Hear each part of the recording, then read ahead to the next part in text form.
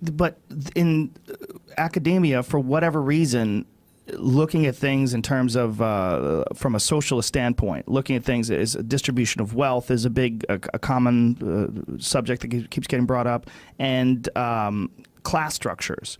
That there's going to be a time, if everything works out correctly, if we continue to evolve our culture, where we will no longer have classes. We'll be able to distribute wealth completely equally across the board. But it's sort of denying the motivation that human beings have to succeed. It's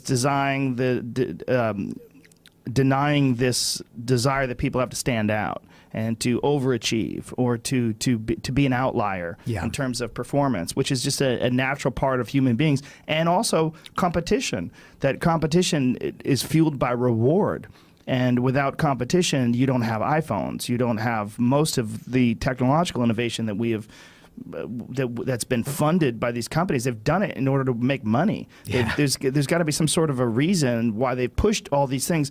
It's so ironic when someone is talking about how capitalism sucks on an iPhone. Right. I mean, Jesus Christ, like that is one of the more bizarre ironies that is unexposed. Well, I think you put your finger on another phenomenon, and I discuss this in my book, The Blank Slate, where I also discuss the kind of the politics of gender, that part of it is there's a history to it. So there was an idea, sometimes called social Darwinism. It had nothing to do with Darwin, ironically, but the idea that the only way societies progress is through ruthless, cutthroat competition, and poor people are just dragging the species down, and screw them. And if we're bleeding hearts, then we'll retard the progress of society, and we need just everyone against everyone else to advance.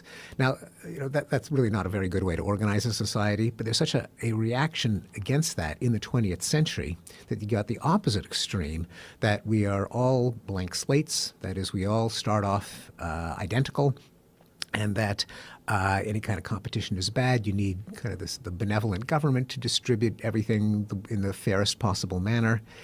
Now, the reality is something in between. There's going to be inequality in any fair system simply because some people really are smarter than others, and some people have more discipline and more self-control. And it's good to harness that so that our competitive impulses have some people burning the midnight oil and racking their brains to how to make things better off because they anticipate some rewards. You don't want to sap all incentives, which is kind of what happened in the Soviet Union.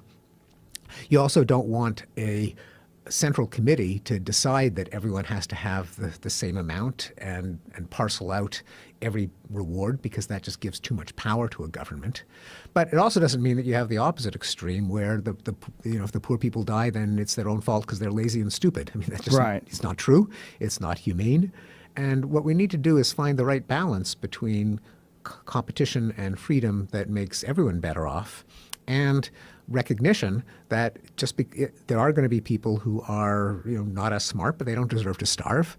There are people who are just going to be unlucky because a lot of wealth isn't distributed by talent and hard work, but there's a lot of luck that goes into it as well. And so we may want to kind of sand down some of the sharp edges of competition there. And it doesn't have to be either or. And the thing is, if you make one position taboo, then that makes things either or.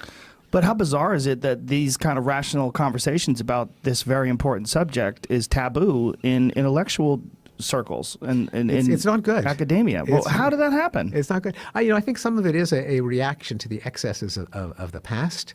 Some of it because people do tend to form kind of intellectual tribes. The same way you have sports teams, and you root for your team. And and when you're a sports fan, when you acquire information, it isn't to become better and better informed in some objective way. It's to kind of enhance the fan experience. You want to find out what's great about your team and what's awful about the other team.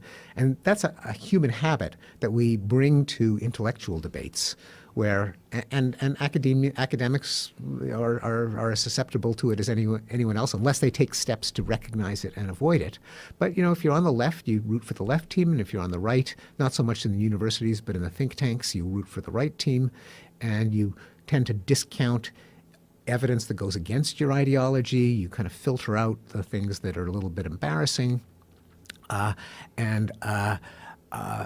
People then adopt certain opinions as almost loyalty badges.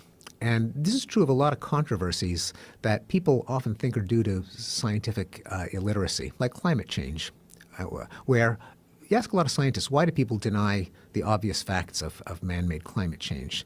And they think, well, people just don't get enough information. We need better outreach. And I think we do need better outreach.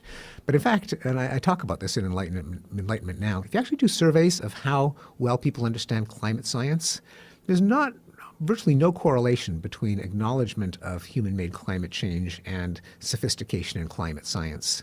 So you get people who do believe in human-made climate change, which I think is an incontrovertible fact at this point, but they don't really understand it. I mean, they may even think, oh, it's caused by a hole in the ozone layer, and we can fix it by cleaning up toxic waste dumps. I mean, like crazy beliefs, but they're still on, what I would consider the right side.